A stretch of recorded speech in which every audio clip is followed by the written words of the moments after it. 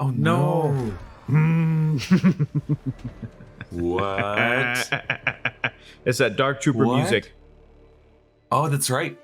Dun dun dun dun. Disarm. Oh, he's got the horns on the helmet. That's interesting. It's Darth Maul. Oh my God, could you imagine? Okay. Giancarlo Esposito. Thank you for gathering the Mandalorians into one place. What? Okay. I will create an army that will bring order to the galaxy. Wow. Okay, his plan explained. Welcome back to New Rockstars. The Mandalorian Chapter 23 reveals a shadow council of Imperial warlords setting up the First Order with things like Project Necromancer, awaiting the return of Thrawn. Oh no, and this leads to our dear friend Paz Vizsla dying at the hands of some Praetorian guards from The Last Jedi. But is the silent partner the real spy of this episode, the Armorer? Say it If ain't so, we have questions. We would have questions if so, but dank Ferrick, this episode, Hector. Dank Ferrick indeed, Erik. I can't believe you're bringing this up because that would make me so sad if it was the Armorer. I love her. I love her very much.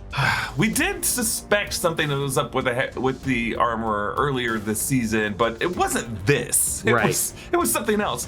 Anyway, welcome back to The Break Room Presents Wookieeleaks, our weekly Mandalorian after show. I'm Erik Voss. Tommy Bechtold's out this week, but I'm here with Hector Navarro. Hey, everybody. So happy to be here. I'm going to try to do my best to fill in that Tommy energy.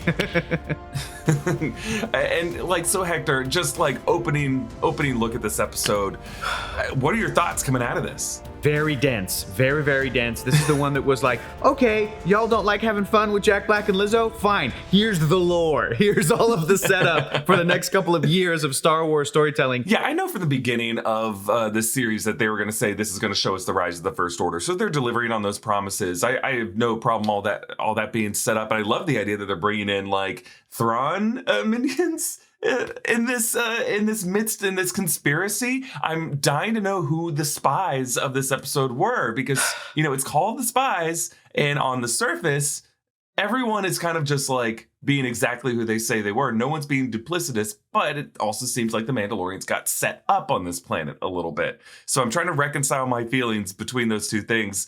If there were spies who set them up, there's just a lot of like logic gaps on how they did that, or why they would want to do that, or how that fits in with other things that they've done in the past. Yeah. So I'm excited to talk through this episode with you, Hector. So what the fet happened in this episode? Things really start cooking here in episode 7, The Spies. Elia Kane meets up with a hologram of Moff Gideon in a back alley of Coruscant to discuss the status of their plan. She reveals to him that things aren't going great on Navarro, best planet in the Star Wars galaxy, as the Mandalorians are working together to fend off pirate attacks. We then see Moff Gideon address the Shadow Council.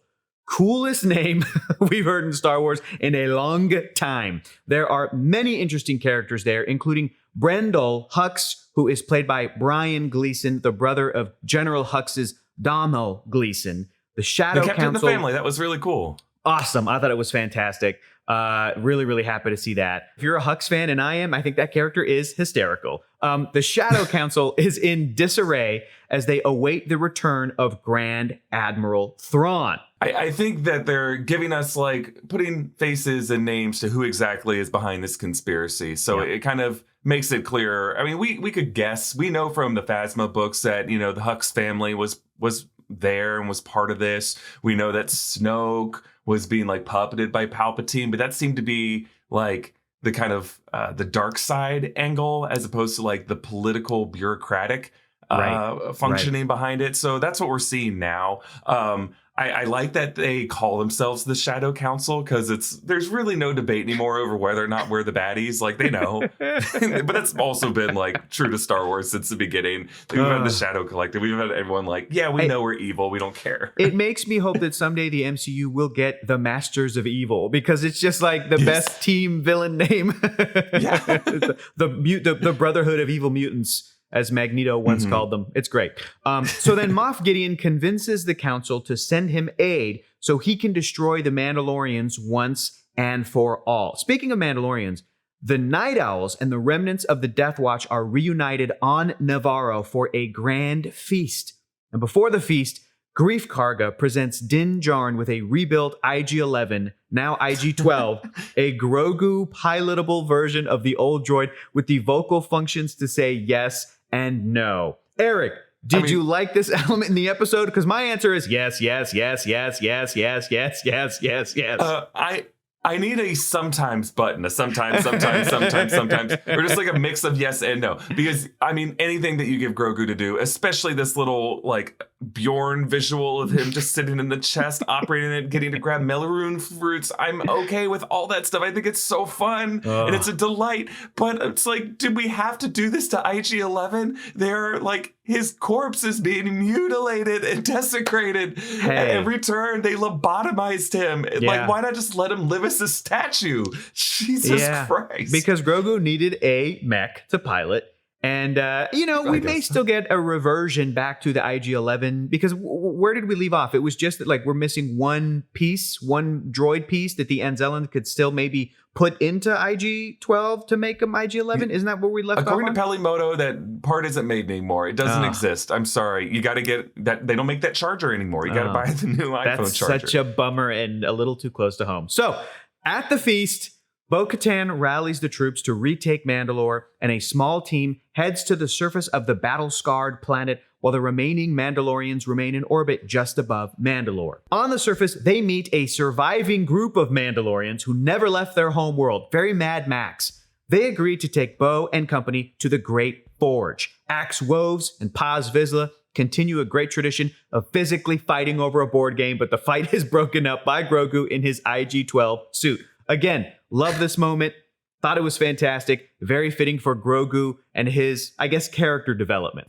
I did like that a lot. I mean, that it seems like if the whole reason was to just be able to have Grogu physically separate these two warring Mandalorians, then I think it's totally worth it. Yeah. Could the child have just used the Force to repel the two? Probably. He did hold back a Mudhorn and tamed a Rancor. Yeah. But that's true. You got to imagine. Takes a lot out of them. Those Mandos are probably smaller than those huge creatures that you just mentioned. But, Hasbro's got to sell new action figures. And I, for one, can't wait for the IG-12 with the little Grogu accessory in the chest. It's going to be great. So then the group is attacked by a giant creature, not the Mythosaur, but they manage to survive and head underground where they are once again attacked, but this time by Gideon's Mando-inspired troopers. Who the heck are all these guys? I don't like them. Boo to them. I have questions. They are clearly, design-wise, being set up to look like the First Order stormtroopers. Right. I think they have like the same kind of shaped chess pieces and everything. But yeah, like from whom is he recruiting them? It sounds like there's like a faction of Imperial loyalists everywhere. There was that line among the Shadow Council where it's like, they're still eager to fight. But it's just like, man, that they were all able to do this in secret on Mandalore. It's just, it brings up a lot of questions. Yeah, absolutely. I mean, we are how many years removed from the Purge? Like the Empire or the remnants, I guess at this point, knew that it wasn't so poisonous and toxic that they could go and build all that base out. It's very, very impressive. But like you said, there's loyalists to the Empire everywhere. It's just a bunch of Elia Kanes, basically, like in this armor, flying around. But thankfully, I think the Mandalorians are a little bit more skilled in that kind of battle. So, but they do get pinned down in a trap set by Gideon. Din is captured, and Bo and the rest of the Mandalorians are able to retreat, save for R.I.P. Paz Vizsla, who heroically sacrifices himself to buy more time for the rest of the group to escape. He takes out a dozen or so troopers before being killed by Praetorian guards, and that's what you missed on Glee. I mean, The Mandalorian, season 3. Get out of here. Sorry. What a heartbreaker to end the episode. Just a smash cut to black. I mean, I know. They showed his heavy repeating blaster just heating up in his hands. He's like, he spent it all the way down to the last charge. It hurts to see this guy go down. Listen, it's Star Wars at its best. Erik, I don't know if you have been caught up on The Bad Batch, but we had some pretty emotional finale action going on over there for The Bad Batch Season 2. And like we've been saying, a lot of the story and plot elements are really kind of tying into what they're exploring in The Mandalorian. But it was just a real 1-2 punch this past week of like The Bad Batch season finale. And now this. No, Paz Vizsla, R.I.P. It's so sad. But I've loved this sort of character development. Again, I think it's the best that Star Wars can offer, where they take a cool looking character in the background who you don't know that much about. And over time, little by little, you learn more about the character. You start to like the character. All of a sudden, you're ride or die with this character. Like, this dude is awesome. When he went to defend Din and started a speech with like basically saying, this is a bunch of bullshit, but Din saved my son's life and now I'm going to stand by him no matter what. Like, immediately endearing, so much fun. And what a great heroic sacrifice. This is the way indeed. I thought it was fantastic. And some great physical work by Tate Fletcher. That Absolutely. guy brought it. He was incredible to watch. I totally agree. I really hope that like a lot of great sci-fi television, that Tate is still a part of the show and can just play another faceless character who we haven't maybe met yet, because that physicality, that acting, that performance, that voice, it's all fantastic. So huge props to Tate. Yeah, we saw him in the pilot episode in that bar on the ice planet, like with this face, but he could play any other character. Just do not let him, like, he has to have that waxy mustache. Yeah. Has to. Non-negotiable. He will not lose that mustache. Whew. Nor should he ever. Just a quick reminder that the best way to support New Rockstars is to grab some merch from nerdriot.shop. We have a amazing assortment of Mandalorian-inspired shirts and hoodies and all this great stuff. You can get this, like, Grogu one.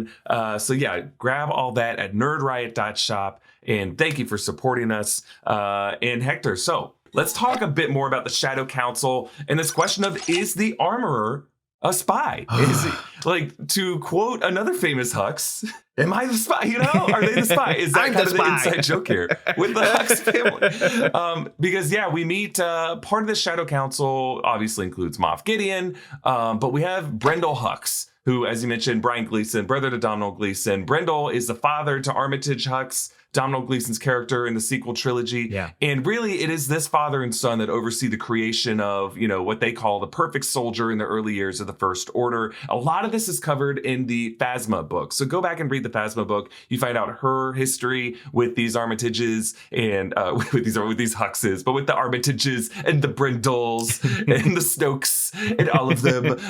It's a very interesting read. It gives you a lot of context here. Actually, and spoiler warning for, you know, this book, or at least this is what happens in the book. We don't know how strict they're going to stick to it, but, you know, Brendol is killed by his son Armitage. Armitage takes over. He commits patricide. And that's how Armitage Hux becomes a major leader in the First Order. Now, this episode is called The Spies. And, you know, we would be remiss to if we didn't mention that wonderful moment in The Rise of Skywalker where Armitage Hux revealed himself to be a spy. But I don't think the Huxes here are the spies. It's also established that Brendol is overseeing what is called Project Necromancer, and necromancy is the occult art of resurrecting dead bodies and just, you know, fiddling with dead bodies to see what you learn. Apparently, this is the code name given to the Sith Eternals plot to clone and resurrect Palpatine. I might have been wrong, Hector, but didn't look like Moff Gideon was walking past some tanks that contained something. Oh, absolutely. Oh, 100%. Yeah, it seemed like there were more. It's kind of just interesting. Kind of, they just have jars of like past experiments everywhere. Yep. They're like, okay, these didn't work out, but we'll just keep these tanks here just in case this yeast grows into something and we don't want to throw it out. You never know. Yeah, very, very smart of them to hold on to that. You know, it could lead to some delicious bread, but it's also very like Nazi experiment of them, very Nazi eugenics, you know, to have all of these. Anytime we see like fictional Nazi storytelling, they're always performing these occult experiments, and they're always dabbling with cloning and resurrecting zombies and all this kind of stuff. So, and also I hate to correct you on your own show, Eric. I'm so sorry, but you keep saying Hux. I believe the pronunciation is Hugs. It's General Hugs. Am I wrong? I thought it was Hugs. Or maybe I'm just going off of what Poe Dameron called him at the beginning of The Last Jedi. My favorite. I'll hold for General Hugs. Can he hear me? You know what? Do not try to hug a Gleason, as we saw in the Banshees of Inisherin. He doesn't want to hug. He will cut off his fingers the more hugs you give him. Oh my gosh. So I thought it was interesting how Moff Gideon called Brendol Hux obsessed with creating clones. Like, this isn't just something he's doing because some Sith occultist was like, hey, you have to do this because Palpatine. He's like, no, he's all about cloning. He loves it. So you have both like a Sith cult that is doing the cloning, and you have like a military faction who's into it as well. And Hux is even asking, he's like, so did you hear back from Dr. Pershing? Because I would love his research. Like, he's so into it. It's like his favorite thing. Did he mention me? Did he talk about me, Dr. Pershing? Did he say anything? Yeah. How is he? Oh, I love him. But we also learned that Hux already has Praetorian guards. Sweet. You know, those red cloaked badasses that protected Snoke on The Last Jedi. So happy we get to see these guys again. And now we also meet another interesting figure, Captain Gilad Pellaeon, who is played by Xander Berkeley, a character actor who has been in everything. Gregory from The Walking Dead. He played the foster dad in Terminator 2. He was like the spy Secret Service agent on Air Force One. I think one of my favorite roles of his. He's so good in that. This guy is a major figure from Legends materials. He first appeared in Heir to the Empire, Timothy Zahn's Thrawn book. He's considered Thrawn's protege. He's just a fascinating figure, and he did cameo briefly in just through his voice in an episode of Rebels, but otherwise that was it. So now we get to see him in live action. It's just that mustache, the hunched over appearance. He looks exactly as his captain would, based off of what you've read about him. It's awesome. I just I've already been having this discussion with my friends over the past few years, but it keeps happening with every new episode of The Mandalorian, every new sort of announcement. But I just can't believe we're in a world where some of that old great Legends material, like the character of Grand Admiral Thrawn, is now being really embraced by the rest of Star Wars and put in not just in an animated show, but now a live action series, and is probably going to appear in a movie. And I know that there are Star Wars fans who were upset when Disney came out in 2015 and they're like, well, we have to do away with this canon because it doesn't really line up with what we're trying to do. But I'm also hugely appreciative of, first of all that stuff is like still in print. Like they just still want to get your money any way they can. So you can get those books, you can buy those books. They're at Barnes & Noble, which is crazy. But also just that everything that they've been producing since then with the expanded universe of novels and comics and video games and VR experiences, like the Lucasfilm storytelling creative side, you know, they're looking at what they're doing with publishing with the High Republic. And instead of just going, yeah, you guys can do whatever you want, we're going to make a show set in that era. We're going to use these characters and use these great moments from the comics and the novels and try to, like you keep mentioning Phasma. And I feel like they're not going to contradict any of that stuff. But if there's an opportunity, they'll embrace some of it. They'll reinforce some of it. And it's so exciting that fans of extra material and extra ways to enjoy this media, like novels and like comic books, are not missing out, but instead it's just kind of like continues to reinforce our love, because it's like you guys are in on something cool. And it's so cool, in fact, that the movies and the TV shows are going to explore that same kind of thing too. It's just so cool. So exciting. Yeah. And it makes it likelier that at some point, either on this show or maybe in the Filoni directed movie, we might see Phasma too. Like she was definitely around going forward at this point in history as the First Order rises. But they're all talking about Thrawn. And Gideon specifically seems doubtful that Thrawn is even alive anymore. He calls out Pellaeon on Thrawn being a nobody, a no-show in these meetings. Yeah. So I think that's setting up an interesting conflict between Gideon and Thrawn. We'll talk about that more later. Now, to talk about the spies of this episode, there's a lot of questions over who the spies are. And, you know, my snap reaction coming out of the episode is that the armorer just seems really sus this episode. Yeah.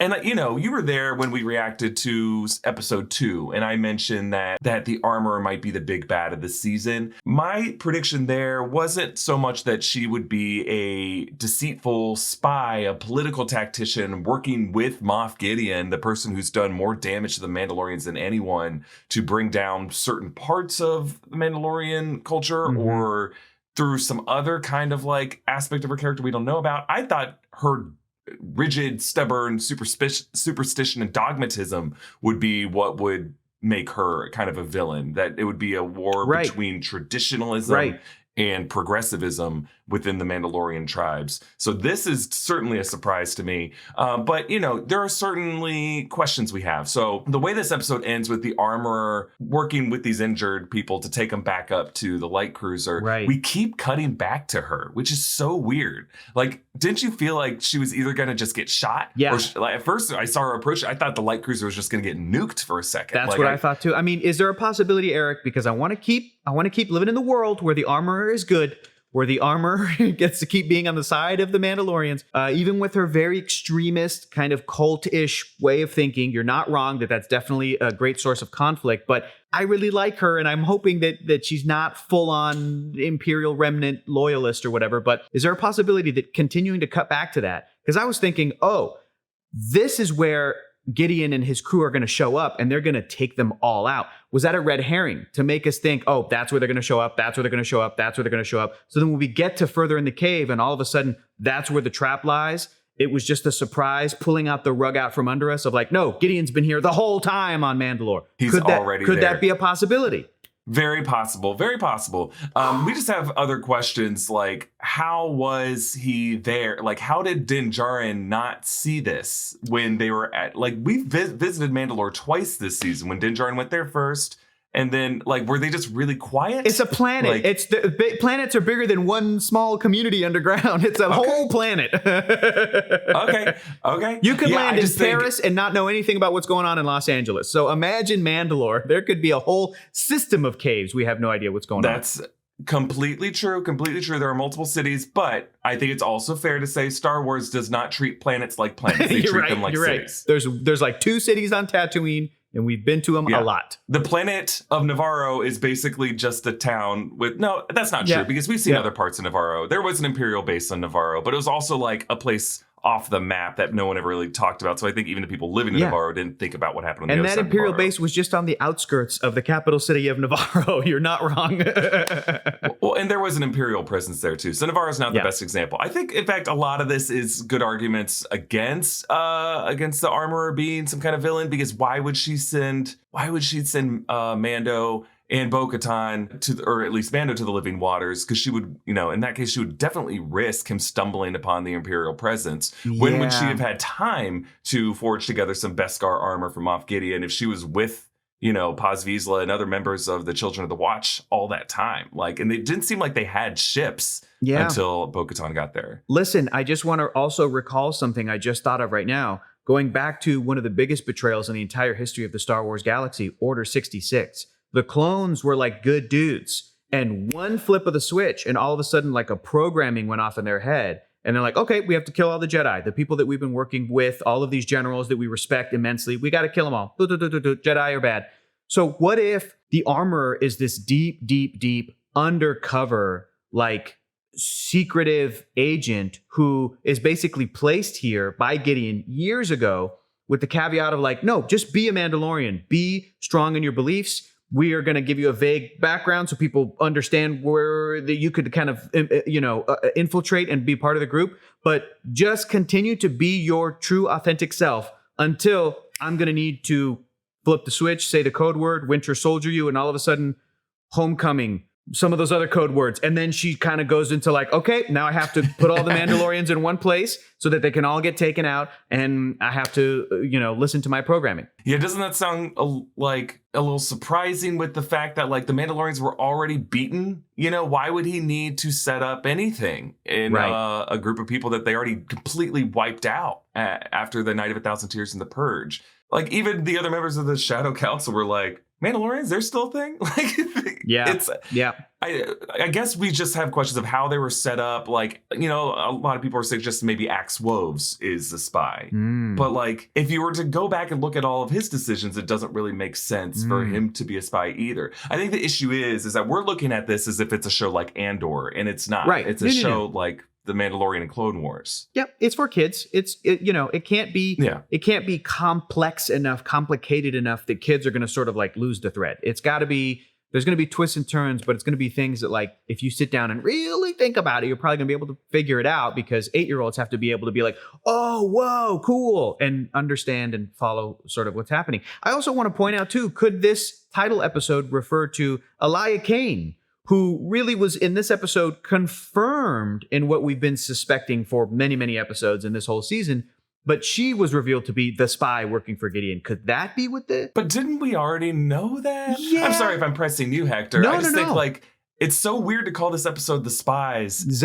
Plural. Yeah, spies. Is it because the Shadow Council are not spies? They're all clearly evil. They're not playing any other kind of role. Right.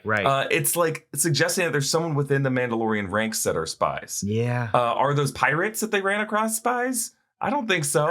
I do have questions about how they were able to survive, but they also seem to be like that rugged survivalists. Yeah, Mad Max. Very Mad Max. Listen, all signs point to the armorer, but I just don't like it, Erik. That's all I'm saying. Yeah. I just don't like it. I'm with you, Hector. It just brings up too many questions of like the armorer's arc over these 3 seasons that if she were a spy the whole time, it's like, well, then why did you hang out in a cave that long? When did you get away? What are you trying to gain from this? And I think that there's nothing to gain for a Mandalorian who were basically close to extinction for being a spy. The only thing that I could see, I guess there's a question of timeline. Yeah. Like we look at these events throughout season 3 as having happened within like, a couple months.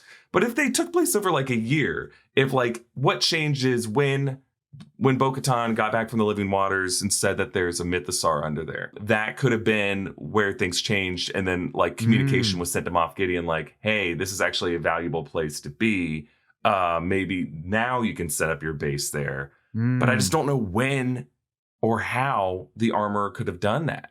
And it's also, maybe the scene in this episode where Bo-Katan actually explains the deal that she made with Gideon in an effort to protect and spare her people. Maybe that's a little bit of foreshadowing, and maybe the armor has a similar deal set up that we're not privy to yet. That we, in the next episode, if it is the armor, I'm sure we're going to get the sort of like explanation, the villain speech, Gideon probably talking to Din Djarin with the classic, we're not so different, you and I, and some sort of a revelation that like the deal set up with the armorer, the spy, is that when she brings all of the Mandalorians together, her specific covert will be spared. They will be able to continue to live their life and their way of thinking, whereas Bo-Katan and all the rest of the forces. But of course, Gideon is lying to her. You know what I mean? We might get one of those classic switcheroos where Gideon's like, oh, yeah, sure.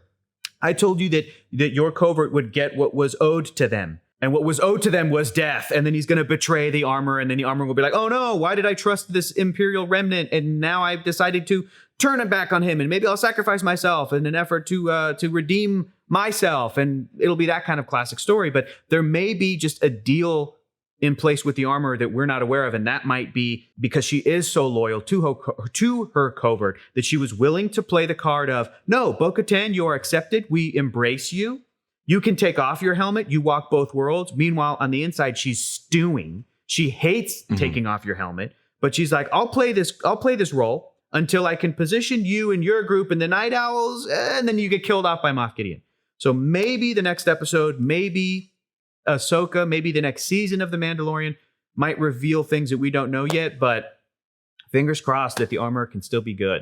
I like Emily Swallow. I like her very much. I do too. And for anyone who's like, it would be impossible for the armorer to be the villain, I'm not saying I want the armorer to be the villain this way. In fact, I think I'm going to be a little confused. Still, I'm going to have a lot of questions. I'm just saying we've covered these Disney Plus shows for a long time. And if you assume they all have airtight logic with their character motivations and the reveals, you're setting yourself up for disappointment, my friend. They've done some crazy shit before in these shows that do not make sense. I mean, Sharon Broker being the power broker, or Sharon Carter being the power broker, doesn't really make a lot of sense, but they did it. Like they do this all the time, and then they just have until like a couple Secret lines. Invasion, when she gets revealed, when she gets revealed to be a Skrull, Erik. That's all. Yeah, I think I've just learned by being burned in the past, you can't have like ultimate high expectations for all of these shows. I think you can kind of see the writing on the wall with them. With a show like Andor, you know that like they put a lot of thought specifically into character motivations, that every character feels like the protagonist of the story, and everything they do is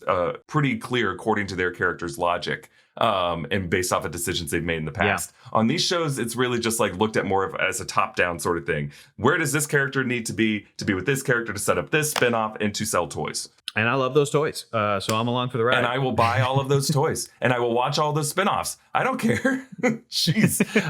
But I want to ask you, Hector, about this brewing conflict between Thrawn and Gideon. Do you think the season ends with Thrawn killing Gideon? Oh, I thought about that while watching the episode, and I ultimately came back to Giancarlo Esposito is too good of a draw to not want to put him in a theatrical New Republic experience. Now, will Grand Admiral Thrawn kill Moff Gideon in that movie to show audiences like, no, Thrawn's like a real threat. He just killed Gus from Breaking Bad. Like, this guy's a big deal. Yes, I think that might happen there, but I don't think we're going to lose Giancarlo at the end of this season. I don't think we would lose Giancarlo during the Ahsoka show. I don't think we're going to lose Giancarlo in The Mandalorian season 4. But I think that in the sort of Dave Filoni, Jon Favreau, Avengers Endgame finale that they're building to, I think that's the kind of thing that you can wait for that. It's almost like I don't know. It's almost like a Vader versus Palpatine kind of a thing. And I think that for general audiences who might not know, especially movie audiences who might not have seen every episode of Disney Plus TV shows or have watched Rebels or even read any of the Thrawn novels, whether new canon or Legends, that kind of thing is a great movie moment that really gets audiences to, oh, snap, this Grand Admiral Thrawn, he's a big deal. So that's my prediction. I don't think we're going to lose Giancarlo, but I do think exactly what you said will happen later. Nice. Any other final predictions headed into the finale, Hector? Yes, we're all going to recoup at Plazier 15. We're going to recruit Jack Black, Lizzo. They're going to come in guns a-blazing to save Din Djarin, and it's going to be epic. Yeah, I'm trying to lock in. I think we will see Thrawn in a post-credit scene. I agree. Would be my guess. I don't think he's going to factor into the episode, but I think just structurally makes most sense to show that beautiful Lars Mikkelsen face in a post-credit scene. I think it's going to set up an interesting period of time where I don't know if Thrawn's going to be serving the agenda of the First Order, and I kind of like that. I want Thrawn to be more of a rogue. Absolutely. I think we're going to suggest that he is breaking away from the First Order, and I think that's the best move for Star Wars as well. I think you can totally have part of the timeline continue on. You have the Hux father and son operation that are working with people like Gideon and the rest of the member of the Shadow Council to work with the Sith Eternal and Snoke and recruit using, making Beskar armor. I guess at some point in the future they are going to lose their Beskar source because, Finn wasn't wearing Beskar when we find him in the First Order. Yeah, I think that's still going to continue. I want Thrawn to just be a rogue. I want him to be a rogue, and I think and he should have more of a personal gripe with everyone. I agree fully, and I think none of that is really going to conflict with how the First Order is the big bad of the sequel trilogy. This 9 or so years after the Battle of Yavin time period that we're in right now with The Mandalorian, this is the prime time, just like the original Thrawn appearance in that Legends novel, for Thrawn to sort of rise up before the 30 years later rise of the First Order. And another great moment too in this episode is when they were talking about allocating all these resources, and one of these members of the Shadow Council I think it was Hux, wasn't sharing their fleet or whatever they're amassing with the rest of the group. And I'm like, yeah, there's the explanation for the Final Order and Exegol having 1,000 Star Destroyers. I'm like, you got to start somewhere. And they're already building that up so that we can get that big reveal in episode 9. So, yeah. It's like, you could have spared one of these super Star Destroyers at some point. No. We needed to bury them all under the ice of Exegol so it looks really cool when they rise.